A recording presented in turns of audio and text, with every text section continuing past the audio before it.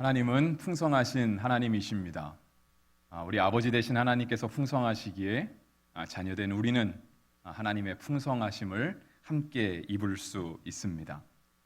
빌립보서 4장 19절은 나의 하나님이 그리스도 예수 안에서 영광 가운데 그 풍성한 대로 너희 모든 쓸 것을 채우시리라 말씀하셨습니다. 하나님께서 풍성하신 만큼 우리의 모든 좋은 것을 풍족하게 채워주실 줄 믿습니다. 오늘 본문은 창세기입니다. 창세기에는 하나님께서 세상을 창조하시던 기록과 함께 하나님이 창조하신 세상을 맡아서 살아갔던 족장들의 이야기가 기록되어 있습니다. 우리가 잘 알고 있는 아브라함이 있고요. 오늘 본문의 주인공으로 등장하는 그 아들 이삭이 있습니다. 그리고 야곱과 요셉으로 이어지는 족장의 이야기가 창세기에 아주 길게 기록이 되어 있습니다. 우리가 아브라함과 야곱, 요셉의 이야기들은 익히 잘 알고 있습니다. 왜냐하면 창세기가 많은 지면을 할애해서 이분들에 대한 이야기를 담고 있기 때문에 그렇습니다. 그런데 상대적으로 이삭의 이야기는 그렇게 많이 기록되어 있지 않습니다. 오늘 본문이 이삭의 이야기의 대표적인 것이라 할 수 있는데요. 오늘 본문에는 풍성하신 하나님께서 이삭을 풍성하게 복주신 이야기가 담겨 있습니다. 그래서 우리가 본문을 살펴보면서 하나님의 풍성하심을 알게 되고 또 풍성케 하시는 하나님의 은혜를 경험하게 되는 시간이 되기를 바랍니다. 이삭이 하나님의 복을 풍성하게 받은 이야기는 오늘 우리가 본문을 19절부터 채택해서 보았지만 실제로 12절부터 보셔야 나타나 있습니다.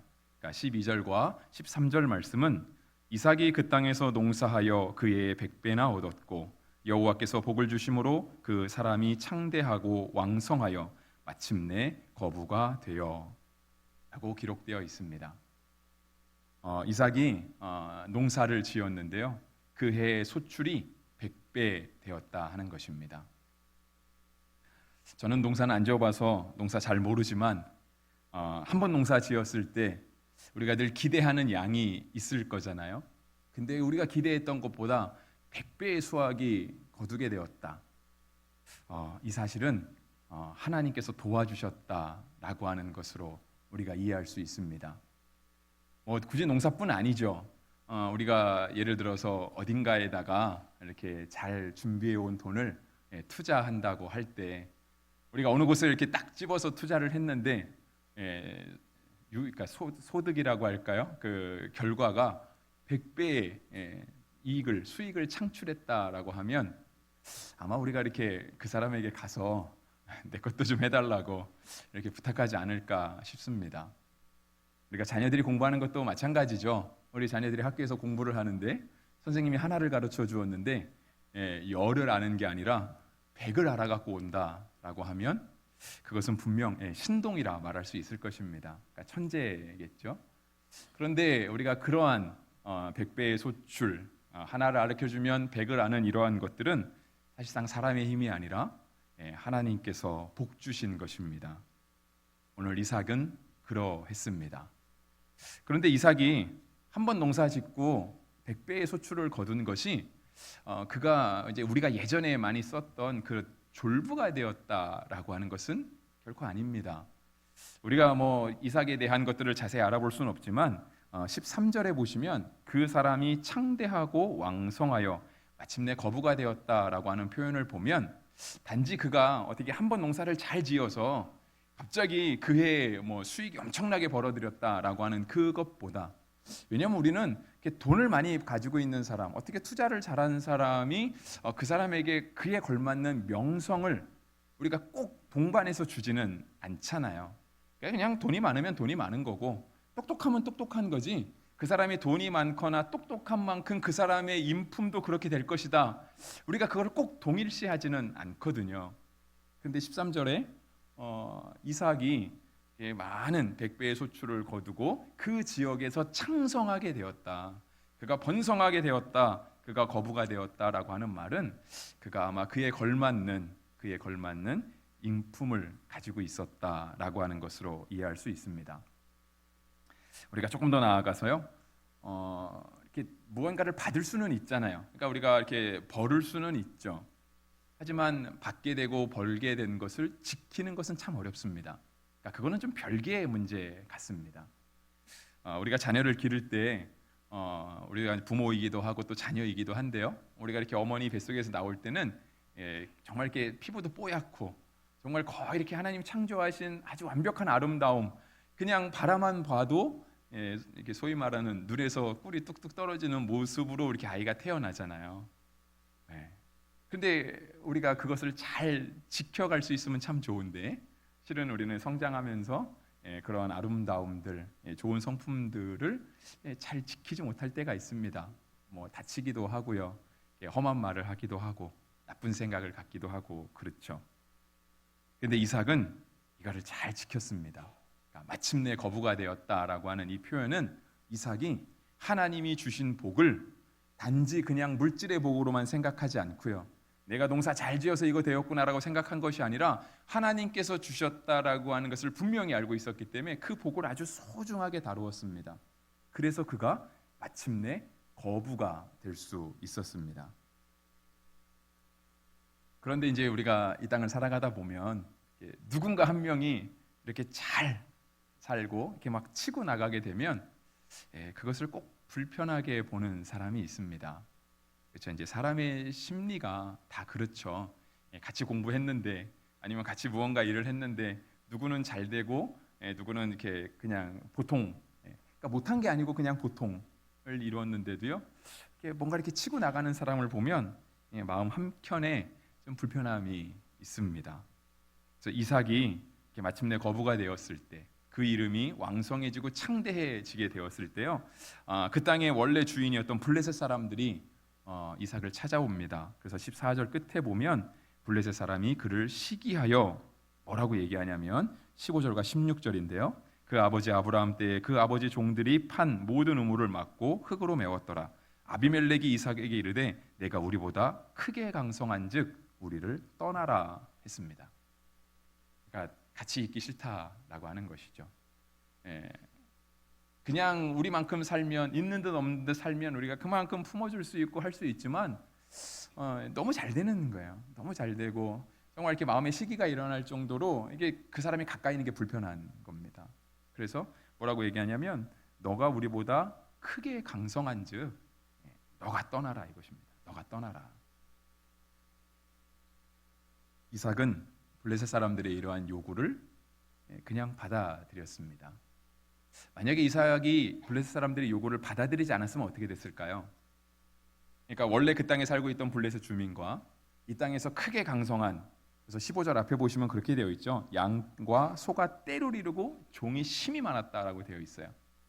만약에 이삭이 양보하지 않고 그 땅에서 끝까지 버텼다라고 한다면 싸움이 일어났겠죠. 싸움이 일어났을 거예요. 서로 치고박는 싸움, 물고 뜯는 싸움. 그래서 누구 하나는 죽을 때까지, 아니면 누구 하나는 더 이상 재기하기 어려울 정도로 아주 철저하게 파괴된 그러한 결과를 아마 만들어냈을 것입니다. 그런데 이삭은 하나님의 복을 소중히 여겼잖아요. 내가 농사 잘 지어서 된 게 아니라 하나님께서 주셨다라고 하는 사실을 알고 있었기 때문에 그냥 말없이 블레셋 땅을 떠나왔습니다. 그리고 이제 오늘 본문으로 들어오면 19절 말씀에 이삭의 종들이 골짜기를 파서 샘 근원을 얻었더니라고 되어 있습니다. 이제 쫓겨온 거죠. 그냥 양보하고 왔습니다. 그 땅의 평화를 지키기 위해서, 그 땅의 사람들이 서로 피 흘리는 것을 방지하기 위해서, 그 사람들 가운데 시기와 질투가 정말 극에 달하는 모습을 피하기 위해서 이삭이 양보하고 왔거든요. 그랬더니 하나님께서 이삭의 종들이 골짜기를 팠을 때 샘 근원을 얻게 하여 주셨습니다. 제가 이렇게 TV 보는 것 중에 하나가 이렇게 다큐멘터리 같은 거 되게 좋아하면서 잘 보는데요. 제가 이제 최근에 본 건 아니고 예전에 본 것입니다. 그 우리 군대, 그러니까 군부대 중에 그 우물을 파는 부대가 있더라고요. 그러니까 뭐 요즘 같이 수도 시설 잘 돼 있는 때 누가 우물을 파고 다니냐라는 생각이 들 수 있겠지만, 제가 본 TV에서는요, 이제 우리가 군부대 생각하면 보통 조금 오지에 들어가 있잖아요. 뭐 깊은 산 속에 들어가 있기도 하고 바닷가에 있기도 하고, 그러다 보니까 이 상하수도가 이렇게 필요한 만큼 풍족하게는 안 되나 봐요. 그래서 이제 그러한 부대를 찾아다니면서 이렇게 우물을 파주는, 이렇게 관정을 해주는 부대가 있더라고요. 근데 이제 요즘 기술이 좋잖아요. 기술이 좋으니까 이렇게 땅을 잘 이렇게 봐서 이렇게 물이 흐를 만한 곳을 찾아서 이렇게 관정을 합니다. 관정에서 물을 뽑아내거든요. 근데 그들이 이렇게 물을 뽑아냈을 때 수맥을 찾고 물을 뽑아냈음에도 불구하고요, 그걸 다시 메우는 경우가 있다고 하더라고요. 근데 그거는 왜 메우냐면, 그 물은 찾아냈지만, 기술이 좋아서 물은 찾아냈지만, 그렇게 찾아낸 물이 그 군부대가 쓰기에 넉넉하지가 않은 거예요. 그러니까 그거 만들어놔 봐야 필요가 없는 거죠. 그러니까 다시 메우고 한다고 하더라고요. 그러니까 기술이 좋아도 그 나오는 물의 양이 과연 필요에 합당한 그 군부대를 다 먹이고 씻고 할 정도 되는지는, 그거는 잘 못 맞추는 것 같더라고요. 이삭의 종들이 블레셋 땅에서 쫓겨와서 우물을 팠는데 샘 근원을 얻었습니다. 필요한 만큼 풍족한 물을 얻었다는 거죠. 하나님께서 주신 것이죠. 굳이 싸우려고 하지 않고 이 땅에 시기와 다툼이 일어나는 것을 이삭이 끊어낸 거예요. 그리고 하나님의 복주심을 알고 그가 간 것입니다. 그랬더니 하나님께서 그 이삭에게 샘 근원을 만나게 하시는, 그 복으로 선물을 주셨습니다. 근데 이제 그랬더니 또 불편한 사람들이 있죠. 또 불편한 사람이 있습니다. 이삭이 블레셋 땅을 떠나와서 자리를 잡은 곳은요, 17절에 보시면 그랄 골짜기라고 되어 있습니다. 물론 다 그 지역입니다. 그러니까 블레셋 땅, 그 지중해를 접경하고 있는 중동 땅 어느 한 부분인데요. 그랬더니 이제 그랄의 목자들이 옵니다. 그랄의 목자들이 와서 뭐라고 하냐면 20절인데요. 그랄 목자들이 이삭의 목자와 다투어 이르되 이 물은 우리의 것이라 하매 이삭이 그 다툼으로 말미암아 그 우물 이름을 에색이라 하였으며. 그랄의 목자들이 옵니다. 그러면서 얘기하는 거예요. 이거 우리 것이라고. 따지고 보면 전혀 틀린 말은 아닙니다. 왜냐하면 이삭은 원래부터 그랄 땅 아니었고 저 블레셋과 다른 지역에 있어서 이렇게 옆 지역으로 왔어요. 그랬더니 원래 살던 주민이 있었던 것이죠. 그래서 거기서 우물을 팠는데 물이 나오니까 이 원주민들이 와서 그런 거예요. 이거 원래 우리 땅이다. 이거 우리 거다. 너가 가라 이거예요. 만약에 여기서 이삭이 샘 근원을 얻지 않고 그냥 조그만 물줄기 하나를 얻었다고 하면 이들이 와서 뺏었을까 하는 생각이 들어요. 물론 이렇게 사람은 좀 이렇게 나쁜 게 있잖아요. 아주 작은 거라도 내가 없는 걸 누가 가지고 있으면 그걸 시기하고 싶은 마음, 뺏고 싶은 마음이 있는데, 샘 근원을 얻었다고 하니까 그랄 목자들이 와서 우기는 거야. 이건 우리 거라고. 그러면서 다투었다라고 20절에 말씀하고 있습니다. 그래서 이삭이 그 우물의 이름을 에색이라고 지었습니다. 에색은 다툼이라고 하는 뜻 가지고 있습니다. 이삭은 또 한 번의 싸움을 피했습니다. 그 땅의 평화를 위해서, 사람들과 시기 질투가 되는 사회로 만들지 않기 위해서 그는 양보하고 또 다른 곳을 갔습니다. 21절, 또 다른 우물을 팠더니 그들이 또 다툼으로 그 이름을 신나라 하였으며. 신나는 여러분 성경에 보시면 밑에 조그만 글씨로 적혀 있을 텐데요, 대적함이라고 하는 뜻입니다. 이삭은 또 내어주고 왔습니다. 우리가 그들과 대적하지 않겠다라고 하는 것입니다. 하나님께서 우리에게 복을 주셨잖아요. 하나님께서 가는 데마다 물이 나게 하시는 놀라운 복을 주셨거든요. 하나님이 주신 복으로 우리가 남들과 다투고 대적한다라는 것은 사실상 복 주신 하나님의 입장에서 보면 그 의도에 맞지 않는 것입니다. 이삭이 그래서요, 또 그냥 주고 옵니다. 또 주고 와요. 이 땅에 평화의 씨앗을 심는 몫은 사실상은 믿는 사람들의 몫입니다. 그러니까 세상의 가치 기준, 어떻게든 하나라도 더 얻어야 되고, 하나를 배우면 열을 알고 백을 아는 그 사람을 칭찬해주고 높여주고, 그런 것이 아니라 그것을 가졌을 때 내가 가졌으니 줄 수 있는 것으로. 그래서 평화의 씨앗을 심는 건 우리 성도들의 몫인 거죠. 교회의 몫입니다. 이삭이 지금 그 역할을 하고 있는 거예요. 왜죠? 하나님이 복을 주시니까.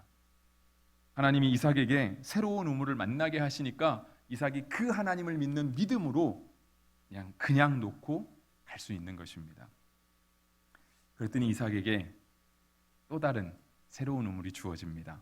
22절입니다. 우리 22절 말씀은 우리 같이 한번 읽어보겠습니다.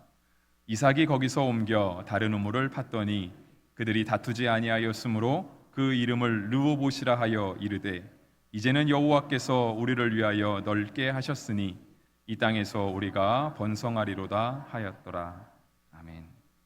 이삭은 르호봇에서 여호와께서 우리를 위하여 넓게 하셨다라고 고백했습니다. 오늘 설교 제목입니다. 여호와께서 넓게 하셨으니. 그곳에서는 다툼과 대적이 없었습니다. 하나님께서 넓게 하여 주신 그 르호봇 땅 안에서 이삭은 생각하기를 우리는 이제 이 땅에서 번성하게 될 것이라고 이야기를 했습니다.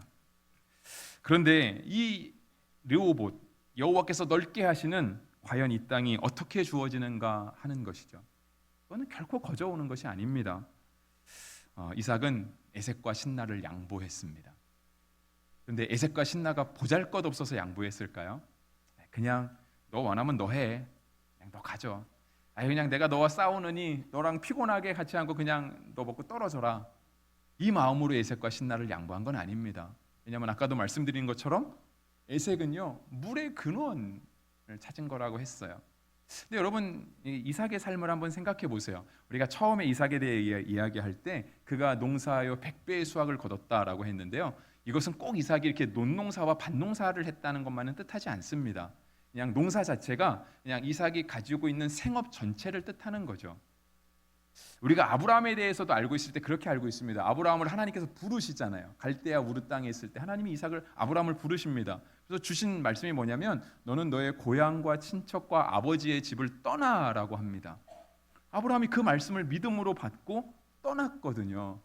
그래서 아브라함의 삶은요 이동하는 삶이었습니다. 어느 날 전착하기보다는 이동하는 삶이었어요. 그래서 아브라함에 대한 기록을 자세히 보면 그가 점점 남방 땅으로 옮겨가더라 하는 것으로 아브라함에 대한 이야기를 정리하고 있습니다.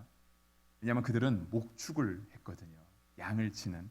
그리고 나중에 요셉에 대한 이야기를 봐도 그 얘기가 나오잖아요. 형들이 양 치러 가잖아요. 양을 치러 갔을 때 요셉이 심부름을 가죠. 그런데 그 심부름 갔다가 이제는 애굽 상인에게 팔려가기는 하지만 이스라엘 백성들은 이렇게 목축을 했습니다. 그래서 우물이 굉장히 소중했어요. 근데 그렇게 소중한 우물, 그렇게 늘 이동하면서 다녔던 이삭이 에색과 신나를 만났을 때 그 땅에 충분히 살만하니까 양도 많고 소도 많고 종들이 심이 많은 그들이 충분히 에색이라고 불리는 그 지역에 살만하니까 그 땅에 정착하지 않았겠습니까? 살만한 땅이었습니다. 살만한 땅. 자기가 가진 모든 것에 안정을 취할 수 있는 땅이 바로 에색과 신나였어요. 에색과 신나가 그냥 별거 없네. 르호봇에 비하면 아무것도 아니네라고 해서 그냥 던져준 게 아니에요. 만약에 우리의 삶을 우리가 결론을 알 수 있어서 마치 이삭이 르호봇을 알고 있어서 괜찮아 여기 버리고 가면 저 르호봇 있어. 이거를 결론을 알면 갈 수 있죠. 쉽게 버리고 갈 수 있습니다. 하지만 우리는 늘 오늘을 살잖아요. 오늘을. 내일을 살지 않고 미래를 살지 않고 오늘을 삽니다. 내일을 몰라요. 에색과 신나가요 아무것도 아니어서 그냥 그 정도는 버려도 돼라고 해서 이삭이 양보한 거 아닙니다. 이삭이 에색과 신나를 버린 건 하나님을 바라봤기 때문에 버릴 수 있었던 거예요. 복 주시는 하나님, 우리로 하여금 블레셋 땅에서 100배의 소출을 거두게 하시고 에색에 왔는데 물 근원을 찾게 하시는 그 하나님을 자기가 직접 경험했잖아요. 그러니까 그 경험에 비추어서 우리가 이거 양보하고 가면, 우리가 저들에게 선을 행하고 가면 하나님이 우리에게 더 좋은 것을 주실 것이다라고 하는 그 믿음을 가지고 그가 간 거였어요. 그랬기 때문에 그가 르호봇을 얻을 수 있었던 것입니다. 여러분, 우리 마음 가운데 시기는 누구나 가지고 있어요. 누구나. 그래서 누군가 우리에게 시기심을 가지고 우리에게 다투고자 하고 대적하려고 할 때요, 우리도 거기에 맞춰 응수할 수 있습니다. 제가 이 시기에 대한 말을 찾아보니까요, 그 미국의 철학자이자 시인이 이런 말을 했대요. 에머슨이라고 하는 사람이 얘기했는데, 시기심은 살아있는 자에게서 자라다 죽을 때에 멈춘다 라고 했어요. 성경에도 시기에 대한 말이 있습니다. 성경은 시기를 다루고 있을 때요, 살인, 음란, 토색, 불의, 부정 이런 것과 함께 다룹니다. 시기심은 물론 우리의 감정이긴 해요. 저도 시기심이 있죠. 하지만 늘 통제가 필요합니다. 절제가 필요해요. 선을 넘는 순간 나에게는 없는 거, 그런데 저 사람은 가지고 있어요. 거기에 대해 시기심이 올라오는 거예요. 그리고 시기심만 올라오면 괜찮습니다. 그건 누구나 있을 수 있으니까. 근데 어떻게 되죠? 그 사람이 이제는 착하게 안 보이는 거예요. 그 사람에게 자꾸 이렇게 째려보는 눈빛이 가게 되고요. 편안하게 인사할 수 있었던 것도 조금은 나를 세워서 인사를 하고 점점 대적하게 되는 것입니다. 그리고 기회가 생기면 정말 때가 되면 다툼이 일어나는 거예요. 그 사람은 잘못한 게 없잖아요. 근데 다만 내가 없는 것을 저 사람이 가지고 있는 거예요. 둘 다 없으면 괜찮습니다. 나도 없고 저 사람도 없고 괜찮아요. 내가 없는 걸 저 사람이 가지고 있어요.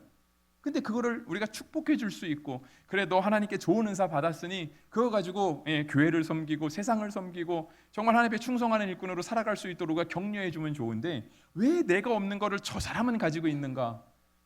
시기가 올라오는 거예요. 그리고 때가 되면 이게 부딪히고 싸움이 되고 다툼이 되는 것입니다. 제가 일부 예배 때 이런 얘기를 드렸는데요. 제가 TV도 보는 걸 좋아하는데 제가 중국 가서 한동안 TV를 못 봐서 요즘 더 TV를 많이 보는지도 모르지만 물론 이제 중국은 또 인터넷도 쉽지 않거든요. 유튜브도 볼 수가 없어요. 원래 근본적으로 막혀 있거든요. 유튜브 잘 못 보는데 제가 이제 저희 목사님들 설교를 자주 듣습니다. 그래서 이제 유명하신 목사님들 설교도 많이 듣고 특별히 제가 저희 같이 신학 공부한 신학대학원 동기들, 그러니까 동기 목사님의 설교를 제가 같이 듣습니다. 근데 제가 이제 좋은 분들 있잖아요. 유명한 목사님들의 설교는요, 제가 이렇게 뭐라도 하나 배우려고 저분들 어떻게 설교하시나, 어떻게 하면 저렇게 훌륭하게 설교를 잘하실 수 있나, 이거 배우는 마음으로 보거든요. 제가 저희 신학대학원 동기들 설교는 어떻게 볼까요?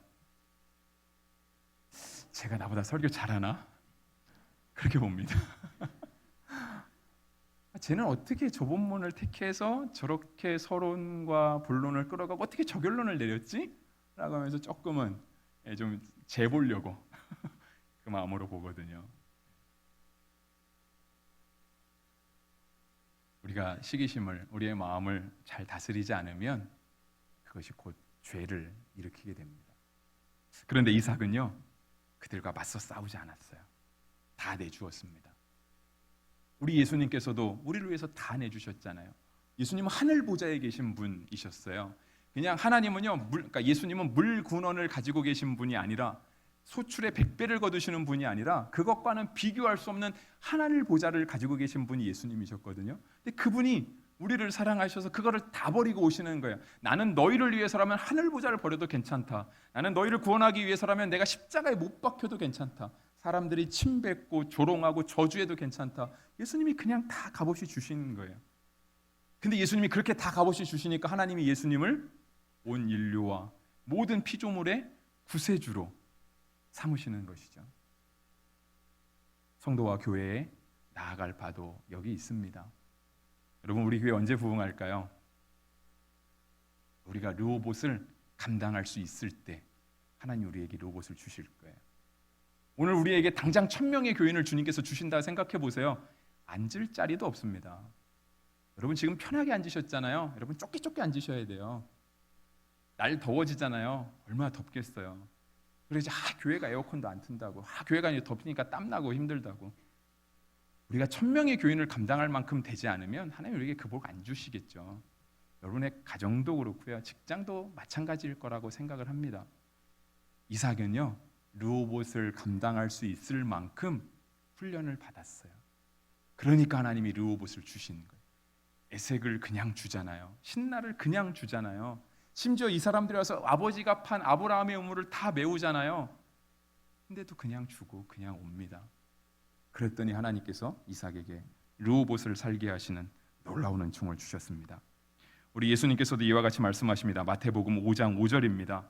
정말 이삭이 이 르호봇을 얻을 수 있는 거에는요, 이 예수님의 말씀에 답이 있습니다. 온유한 자는 복이 있나니 그들이 땅을 기업으로 받을 것이며. 이삭에게 있는 마음이었어요. 이삭에게 있는 마음. 시편 37편 11절은 또한 이와 같이 우리에게 말씀하십니다. 온유한 자들은 땅을 차지하며 풍성한 화평으로 즐거워하리로다. 내가 온유해서 어떻게 보면 다 뺏긴 것 같은데, 근데 주님께서 온유한 자에게 땅을 차지하게 하시고 풍성한 화평으로, 그냥 나 하나 마음 평안한 게 아니라 나누어 줄 수 있고 풍성한 화평으로 즐거워하게 하신다고 주님이 우리에게 약속해 주셨습니다. 그러면서 예수님께서 우리에게 그거를 배우라고 하시죠. 마태복음 11장 29절입니다. 나는 마음이 온유하고 겸손하니 나의 멍에를 메고 내게 배우라. 그리하면 너희 마음이 쉼을 얻으리니. 예수님 말씀이 조금 이상하죠, 그죠? 멍에를 메래요. 근데 멍에를 메면 쉼이 찾아온다고 말씀하세요. 그럼 멍에는 짐이잖아요, 짐. 마음의 부담일 수도 있고요. 무거운, 정말 물리적으로 무거운 짐일 수도 있어요. 근데 그걸 메고 살아가는 삶이 어떻게 평안을 얻을 수 있을까? 어떻게 쉼을 얻을 수 있을까? 주님의 말씀에 비밀이 있는 거죠. 주님이 주시는 멍에는요, 온유한 거예요. 주님이 주시는 멍에는 겸손한 겁니다. 그런데 그렇게 겸손하게 살고 온유하게 살면 다 잊어버릴 것 같지만 주님이 그렇게 살아가는 자에게 세상이 알 수 없는 평안, 우리 주님이 주시는 그 참된 쉼을 얻게 하여 주시겠다라고 말씀해 주셨습니다. 말씀을 정리하겠습니다. 오늘 본문은 제가 22절까지만 보았는데요. 그 뒤에 이어지는 나머지 얘기를 보면 이렇게 르호봇, 여호와께서 넓게 하신 땅에 거하고 있는 이삭에게 아비멜렉과 그 친구 아우삭과 군대 장관 비골이 찾아옵니다. 아비멜렉은 블레셋의 왕이죠. 그가 군대 장관을 대동하고 왔습니다. 그리고 나서 그들과의 대화가 이어집니다. 27절에서 이삭이 그들을 향해 말합니다. 이삭이 그들에게 이르되 너희가 나를 미워하여 나에게 너희를 떠나게 하였거늘 어찌하여 내게 왔느냐? 그랬더니 이들이 대답합니다. 그들이 이르되 여호와께서 너와 함께 계심을 우리가 분명히 보았으므로 우리의 사이 곧 우리와 너 사이에 맹세하여 너와 계약을 맺으리라 말하였노라. 너는 우리를 해하지 말라. 이는 우리가 너를 범하지 아니하고 선한 일만 내게 행하여 내가 평안히 가게 하였음이라. 이제 너는 여호와께 복을 받을 자니라. 조금 거짓말도 있습니다. 29절에 보면 블레셋 사람 아비멜렉과 군대 장관이 와서 이삭에게 얘기하잖아요. 우리가 너를 선하게 대했다. 실은 선하게 대하진 않았죠. 너가 우리가 강하니까 너가 떠나라 그랬잖아요. 그러니까 강자 앞에서 약자가 보이는 일종의 핑계인 거죠. 그러면서 얘기해요. 너가 우리보다 크게 강성하니까 서로 불가침 조약을 맺자. 근데 말이 좋아서 불가침 조약이지 실은 이들이 요구한 건 뭐예요? 너가 크게 강성하니까 우리를 쳐들어오지 말아라 그거예요. 우리는 너를 쫓아내고 너를 모질게 대했지만 너는 우리에게 악을 악으로 갚지 말아줘라. 그래서 부탁하는 거예요. 성도의 삶의 모습, 교회의 삶의 모습이 여기에 있습니다. 이들이 와서 한 말은요, 물론 우리를 침범하지 말아라 그 부탁도 있지만 그 앞에 더 중요한 말이 있어요. 그건 뭐냐면 29절에 있죠. 여호와께서 너와 함께 계심을 우리가 분명히 보았으므로. 하나님께서 바로 성도들과 함께 계시고 하나님께서 교회와 함께 계시더라. 이것을 누가 봐야 되냐면 세상 사람들이 봐야 되는 거예요. 여러분, 우리 교회 숫자 많이 없어도 돼요. 물론 많으면 더 좋겠죠. 근데 여러분이 좋을까요? 제가 좋을까요? 아마 여러분보다 제가 더 좋을걸요? 목사 새로 왔더니 교회 부흥했더라. 이게 얼마나 얻고 싶은 제 명예겠어요. 근데 많고 적음에 있지 않아요. 정말 세상 사람들이 봐야 될 건 뭐예요? 국보교회 갔더니 하나님이 거기 계시더라. 이걸 봐야죠. 이게 국보교회만은 아닙니다. 모든 교회, 모든 성도들에게 다 마찬가지인 거예요. 교회 사람들은 그러잖아요. 저 교회 커. 저 교회 가니까 진짜 시설 잘 돼 있어. 카페가 얼마나 좋은지. 체육관도 있고. 여러분, 세상 사람들에게 우리는 카페를 보여주는 교회가 아니고요. 체육관 보여주는 교회 아닙니다. 우리는 뭘 보여줘야 돼요? 하나님이 함께 계심을 보여주는 교회가 되어야 합니다. 그때 하나님께서 우리에게 뭘 주세요? 르호봇을 살게 하시는 거예요. 르호봇을.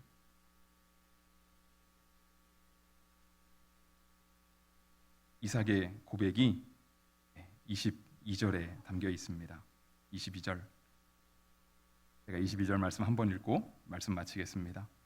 이삭이 거기서 옮겨 다른 우물을 팠더니 그들이 다투지 아니하였으므로 그 이름을 르호봇이라 하여 이르되 이제는 여호와께서 우리를 위하여 넓게 하셨으니 이 땅에서 우리가 번성하리로다 하였더라. 아멘. 이 고백이 우리 모두의 고백이 되기를 주님의 이름으로 축복합니다.